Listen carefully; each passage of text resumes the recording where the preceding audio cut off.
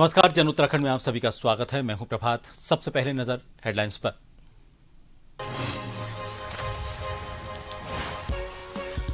उत्तराखंड में हनुमान जयंती की धूम। नैनीताल में सीएम धामी ने हनुमान मंदिर में की पूजा अर्चना।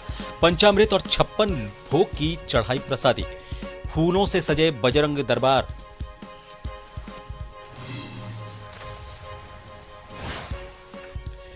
मुख्यमंत्री धामी का रामनगर दौरा। इससे पहले कांग्रेस कार्यकर्ताओं ने किया प्रदर्शन। काले गुब्बारे लहराकर किया विरोध। कई हिरासत में।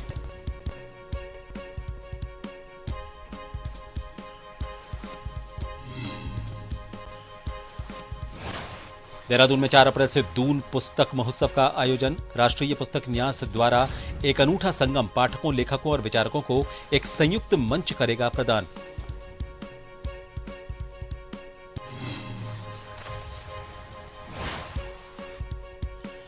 हेली सेवाओं की बढ़ी दरों पर सियासत। बीजेपी ने इसे यात्रियों की सुरक्षा से जुड़ा जरूरी कदम बताया। कांग्रेस ने बताया था यात्रियों पर भार।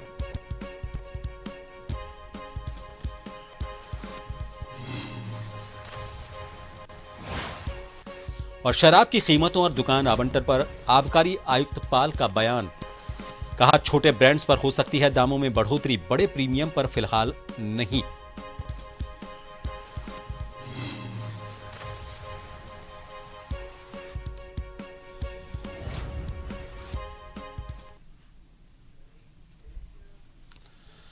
रामनगर पहुंचे मुख्यमंत्री पुष्कर सिंह धामी का भाजपा कार्यकर्ताओं ने जोरदार स्वागत किया। मुख्यमंत्री ने हनुमान जयंती के मौके पर बालाजी मंदिर और हनुमान धाम छोई में पूजा अर्चना कर प्रदेश की सुख समृद्धि की कामना की।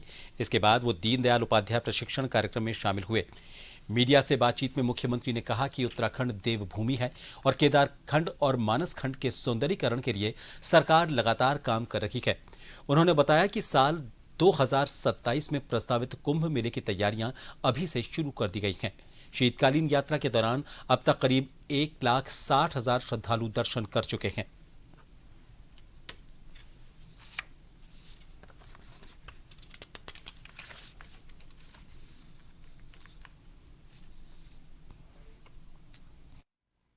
की बहुत बहुत शुभकामनाएं। हमारा जो है राज्य जो है देवभूमि है और देवभूमि के अंदर हम सभी हमारे मंदिर, सभी हमारे धार्मिक स्थल, केदारखंड, मानसखंड, इन सभी के सौंदर्यीकरण के लिए, इनके अवस्थापना विकास के लिए निरंतर कार्य कर रहे हैं। और उसी का परिणाम है कि आने वाले वर्षों में लगातार हमारे यहाँ श्रद्धालुओं की संख्या बढ़ रही है, तीर्थयात्रियों की संख्या बढ़ रही है। अभी 2027 में कुंभ मेला भी हमारा प्रस्तावित है और उसके लिए भी तैयारियां चल रही हैं। शीतकालीन यात्रा अभी हमारी चल रही है। 19 तारीख तक, जब तक कपाट नहीं खुल रहे हैं तब तक शीतकालीन यात्रा चलेगी। 1,60,000 लगभग लोगों ने इस वर्ष शीतकालीन यात्रा में हमारे यहाँ पर दर्शन किए हैं। शीतकाल में पर्यटन में आए हैं, अन्य स्थानों पर, धार्मिक स्थलों पर आए हैं। ये क्रम निरंतर चलता रहे और ये कुंभ मेला हमारा भव्य दिव्य हो, उसके लिए हम काम।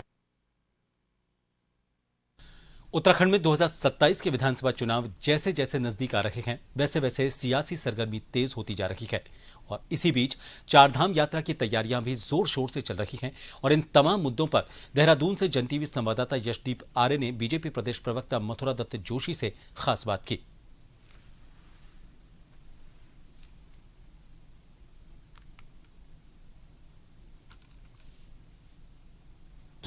उत्तराखंड में 2027 का चुनाव अब बहुत ही पास है और साथ ही साथ चारधाम यात्रा भी आ रही है और सरकार को इसको लेकर कई चुनौतियां भी देखने मिल रही हैं। इसी को लेकर आज हमारे साथ बीजेपी के प्रदेश प्रवक्ता मथुरा दत्त जोशी जी हैं। जोशी जी, चारधाम यात्रा भी आ रही है और साथ साथ 2027 के चुनाव भी पास आ रहा है, किस तरीके से इसको चारधाम यात्रा को सबसे बड़ी एक चुनौती के रूप में देखते हैं? देखिए, हर यात्रा चुनौतीपूर्ण होती है निश्चित रूप से, और चारधाम यात्रा संपन्न कराने के लिए सरकार बहुत संवेदनशील है।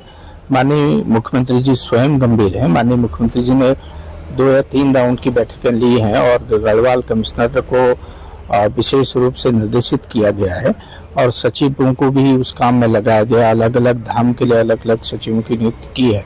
4 धाम है तो 4 सचिव स्तर के अधिकारियों को उसमें लगाया गया है। माननीय मुख्यमंत्री जी की प्राथमिकता है कि चारधाम यात्रा भव्य और दिव्य हो, किसी भी यात्री को कोई परेशानी नहीं होनी चाहिए। विशेषकर यातायात की व्यवस्था सुचारू रूप रहे, पेयजल की व्यवस्था, शौचालयों की व्यवस्था, खान पान की व्यवस्था और विद्युत आपूर्ति सुचारू रूप से रहे, इन विभागों को विशेष रूप से माननीय मुख्यमंत्री जी ने निर्देशित किया है।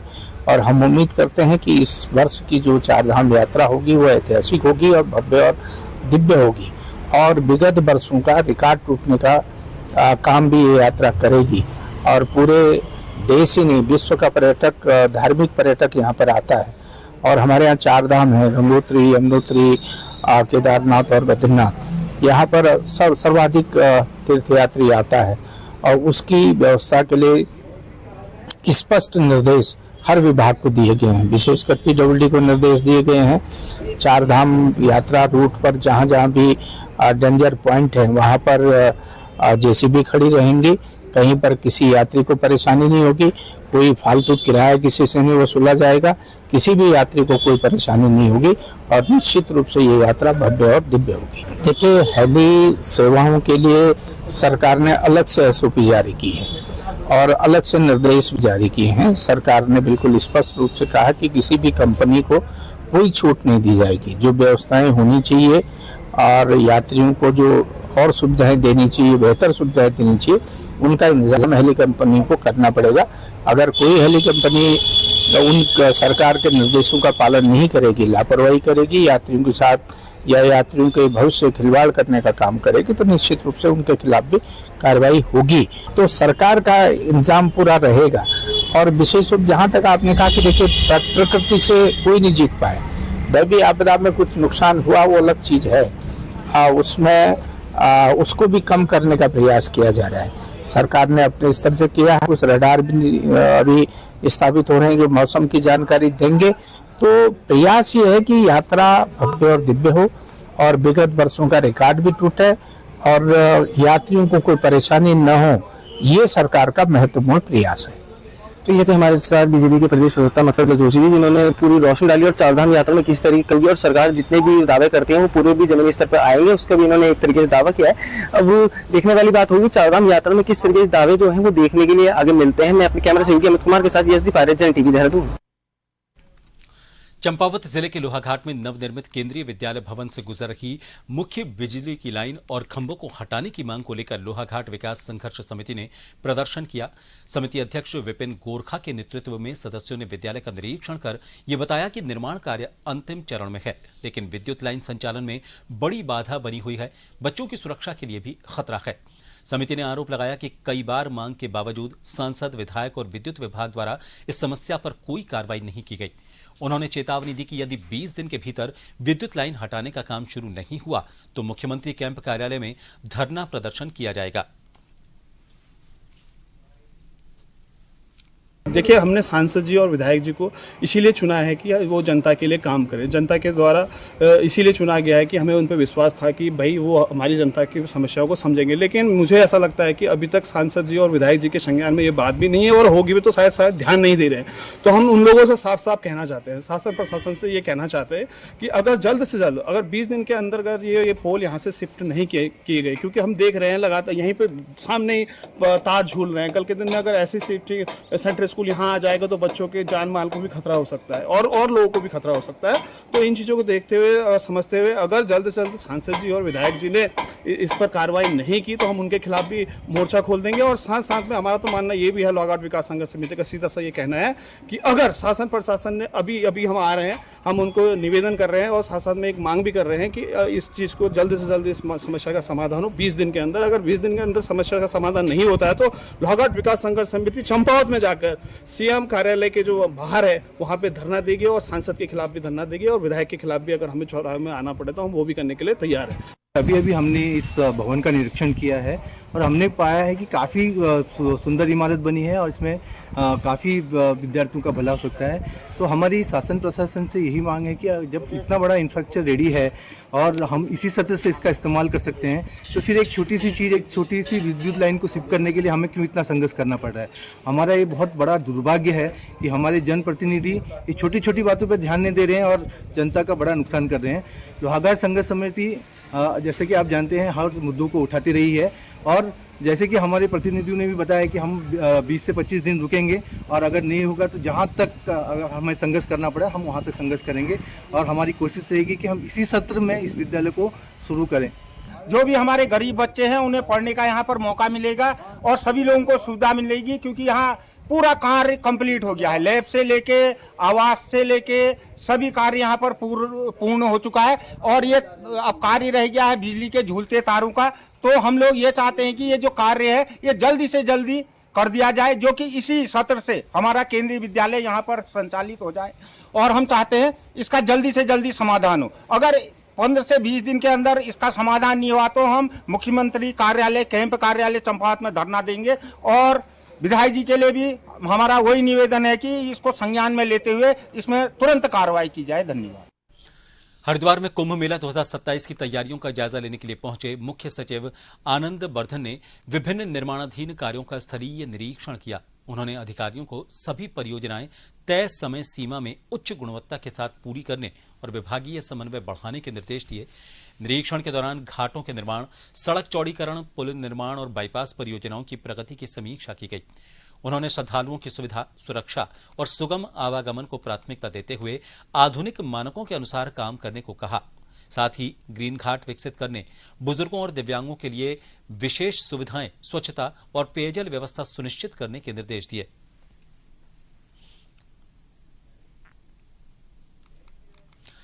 हनुमान जन्मोत्सव के अवसर पर डोईवाला में भजन कीर्तन, प्रसाद वितरण और भंडारे का आयोजन किया गया और इसी क्रम में विश्व हिंदू परिषद, बजरंग दल और दुर्गा वाहिनी द्वारा भव्य शोभा यात्रा निकाली गई। यात्रा रेलवे स्टेशन रोड से शुरू होकर डोईवाला चौक, भानियावाला, दुर्गा चौक, रानी पोखरी और नटराज चौक होते हुए ऋषिकेश के त्रिवेणी घाट पहुंची। रास्ते भर श्रद्धालुओं ने फूल मालाओं से स्वागत किया और बड़ी संख्या में लोग शामिल हुए। यात्रा में हनुमान जी की विशाल मूर्ति और विभिन्न झांकियां आकर्षण का केंद्र रहीं। पूरा क्षेत्र जय श्री राम के जयकारों से गूंज उठा। हम लोग बजरंग दल के प्रोग्राम में शामिल हुए और देख सकते हो आप लोग, हम लोग हनुमान जी का जन्मदिन है और उसी खुशी का माहौल है और हम लोग इसी रैली की यात्रा पे निकले हैं। हम लोग दुर्गा बहन से पारंपरिक हुए हैं तो हम लोग आज रैली निकाल रहे हैं खुशी के माहौल में और हमारे जितने भी भाई बहन जितने भी हैं सब यहाँ पे जमे हुए हैं, इकट्ठा हो रखे हैं और डोईवाला से ऋषिकेश तक ये रैली जा रही है हमारी बजरंग दल वालों की। उत्साहित है, खुशी है, खुश है। हाँ जी, बहुत ही खुशी हो रही है। तो इतनी खुशी हो रही है कि हम खुशियाँ किसको बांटे अपनी जाके। फिलहाल एक ब्रेक के लिए यहां रुकेंगे, आप बने रहिए जन टीवी पर।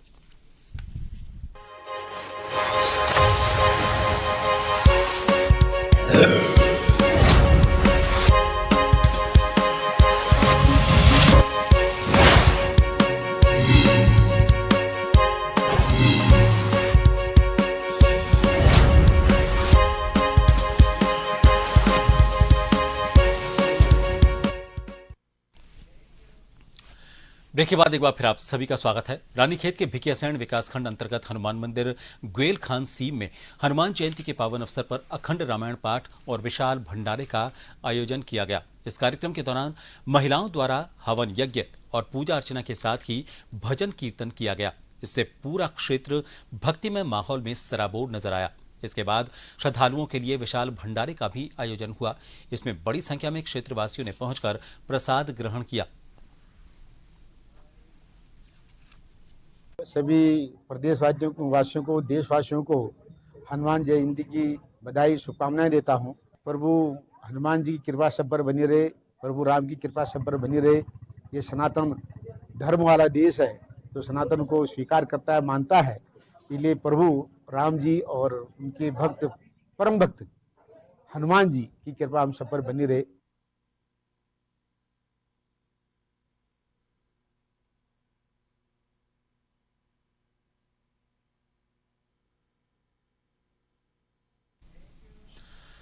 उधम सिंह नगर के सीमांत खटीमा में आज छापामार कार्रवाई की गई। आपको बता दें कि यहां पर कल शाम 196 चर्बी से भरे कनस्तर पकड़े जाने के बाद आज नगरपालिका, पुलिस और राजस्व विभाग की टीम ने इस्लाम नगर गोटिया में संयुक्त रूप से छापामार कार्रवाई की। इस दौरान एक घर से टीम द्वारा बड़ी मात्रा में जानवरों की हड्डियां, खाल और जानवरों की चर्बी से भरे ड्रम पकड़े गए।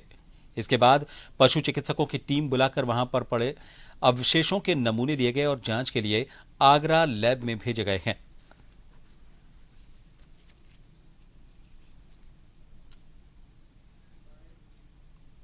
ट्रक दो संदिग्ध कोई सफ़ेद पदार्थ कंटेनरों में भर के ले जा रहा था, जो कि प्रथम दृष्टया चर्बी के रूप में महसूस हो रहा था।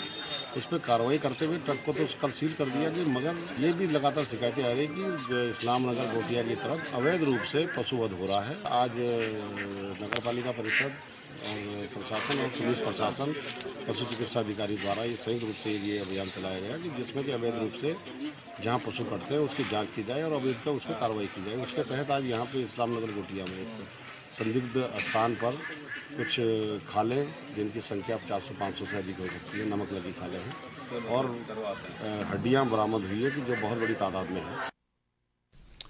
रामनगर में मुख्यमंत्री पुष्कर सिंह धामी के आगमन से पहले युवा कांग्रेस कार्यकर्ता द्वारा जोरदार विरोध प्रदर्शन किया गया। युवा कांग्रेस के जिलाध्यक्ष सुमित लोहनी के नेतृत्व में कार्यकर्ताओं ने सरकार के खिलाफ नाराजगी जताते हुए अनोखे अंदाज में काले गुब्बारे लेकर यह विरोध प्रदर्शन किया। बताया जा रहा है कि जैसे ही युवा कांग्रेस कार्यकर्ता लखनपुर चुंगी क्षेत्र में इकट्ठा हुए, सीएम के विरोध में नारेबाजी शुरू कर दी और मौके पर मौजूद पुलिस ने उन्हें रोकने की कोशिश की। इस दौरान पुलिस और युवा कांग्रेस कार्यकर्ताओं के बीच हल्की झड़प भी देखने को मिली। पुलिस ने स्थिति को नियंत्रित करने के लिए सख्ती दिखाते हुए प्रदर्शनकारियों को वहीं रोक दिया। प्रदर्शन कर रहे कार्यकर्ताओं के हाथों में काले गुब्बारों को पुलिस ने फोड़ दिया और कई कार्यकर्ताओं को हिरासत में लेकर दूसरे क्षेत्र ले जाया गया।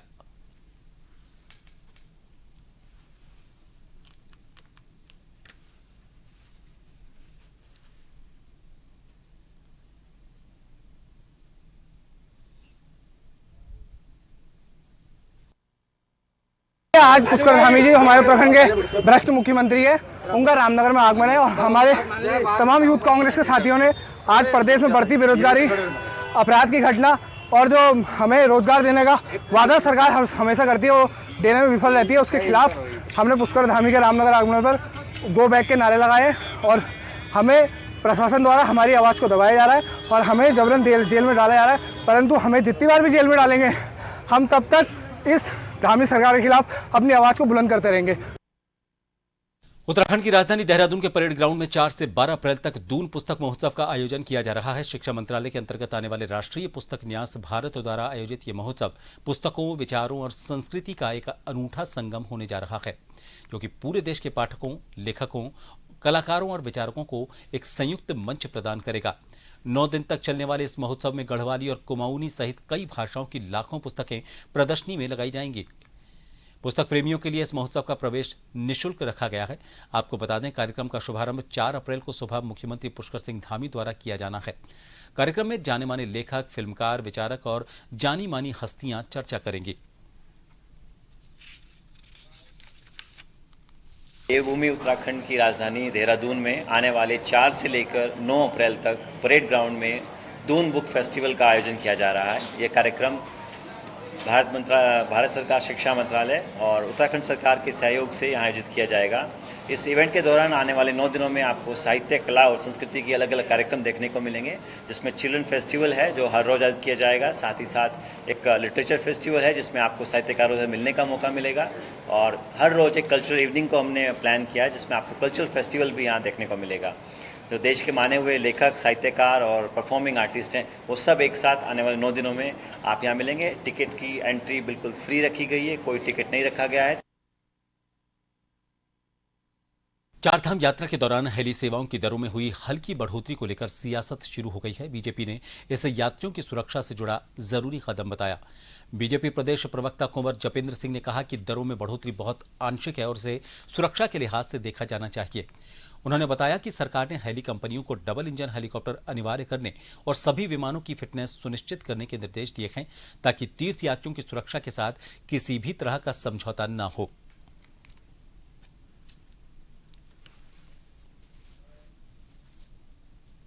देखिए, वर्तमान परिस्थितियों के अनुरूप समय के साथ चीज़ें घटती और बढ़ती रहती हैं और जो बढ़ोतरी की जिसकी बात की जा रही है वो कोई इतनी बढ़ोतरी नहीं हुई है, बहुत ही आंशिक बढ़ोतरी हुई है और उस आंशिक बढ़ोतरी को इसलिए भी ठीक माना जाना चाहिए क्योंकि माननीय मुख्यमंत्री जी ने पिछली बार हेली सेवाएं देने वाली कंपनियों को यह भी निर्देशित किया था कि उत्तराखंड के अंदर डबल इंजन हेलीकॉप्टर्स की अनिवार्यता की जा रही है। डबल इंजन हेलीकॉप्टर इस्तेमाल में लाए जाएंगे और जो सिंगल इंजन हेलीकॉप्टर्स भी हैं वो बिल्कुल चुस्त दुरुस्त हालत में होने चाहिए, उनकी फिटनेस प्रॉपर होनी चाहिए।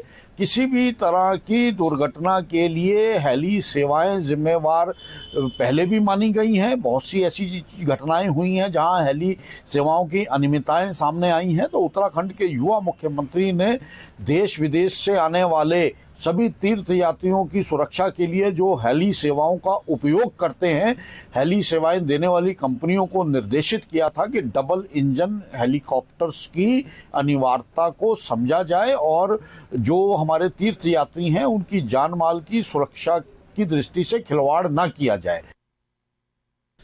उत्तराखंड में नई आबकारी नीति लागू होने के बाद शराब की कीमतों और दुकानों के आवंटन को लेकर आबकारी आयुक्त अनुराधा पाल ने स्थिति स्पष्ट की है। अनुराधा पाल ने बताया कि विदेशी मदिरा के कुछ छोटे ब्रांड्स को और अन्य की कीमतों में प्रति बोतल 10 से 20 तक की वृद्धि की गई है। रुपए 10 से 20 तक की वृद्धि है। हालांकि बड़े प्रीमियम ब्रांड्स और देशी मदिरा की कीमतों में फिलहाल किसी बढ़ोतरी के संकेत नहीं है, वो पहले की तरह ही बनी रहेंगी।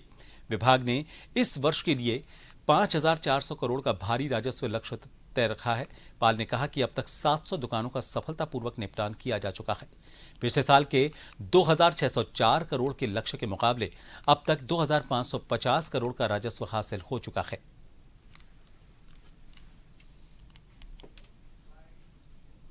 इस साल का जो टारगेट दिया गया है 5400 करोड़ बहुत हाई टारगेट है।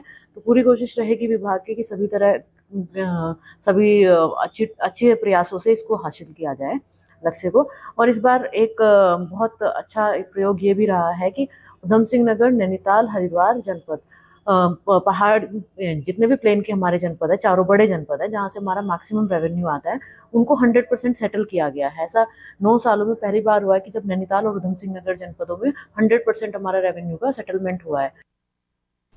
उत्तराखंड में चारधाम यात्रा को लेकर तैयारियां तेज हो गई हैं और इसी क्रम में यूकाडा के सीईओ आशीष चौहान ने जानकारी देते हुए बताया कि हेलीकॉप्टर सेवाओं की ऑनलाइन बुकिंग 10 अप्रैल से शुरू की जा सकती है। यात्री अपनी सीटें केवल आधिकारिक पोर्टल के माध्यम से ही बुक कर सकेंगे, जिसका संचालन IRCTC द्वारा किया जाता है। आगे उन्होंने हेलीकॉप्टर बुकिंग में किसी के साथ धोखाधड़ी होने जैसी घटना को गंभीरता से लेते हुए तत्काल कार्यवाही सुनिश्चित करने की बात कही।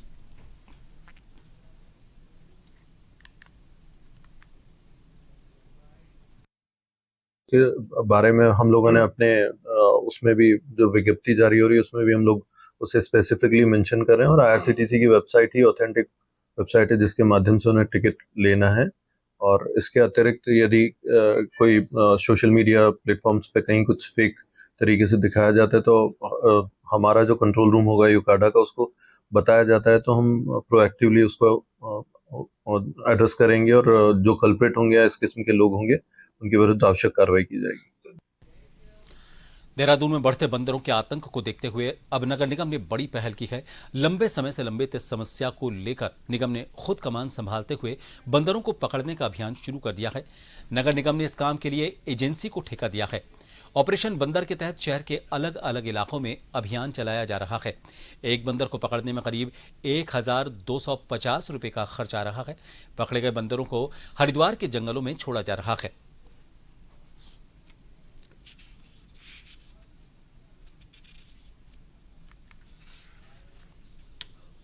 माननीय महापौर महोदय और Namami Bansal ma'am, commissioner ma'am के आदेशानुसार हम लोगों ने बंदरों को पकड़ने की प्रक्रिया भी शुरू करी है। नगर निगम देहरादून में बहुत दिनों से ये काम पेंडिंग था और अभी तक इस काम को करने में वन विभाग ही कर रहा था। इस बार नगर निगम ने पहल करते हुए बंदरों को पकड़ने के लिए इसका ठेका किया और ठेके के तहत चिड़ियापुर से हम लोगों ने एक ठेकेदार, एक फर्म को, एजेंसी को इसका काम दिया है। इसमें एक बंदर को पकड़ने में वर्तमान में लगभग 1250 रुपए का खर्च आ रहा है और बंदरों को पकड़ के देहरादून क्षेत्र से चिड़ियापुर ले जाया जाता है हरिद्वार क्षेत्र में और उनका बाधियाकरण करवाने के बाद उनको उसी रेंज में वहां पर छोड़ दिया जाता है। और इन सभी खबरों के साथ फिलहाल के लिए इस बुलेटिन में इतना ही। नमस्कार।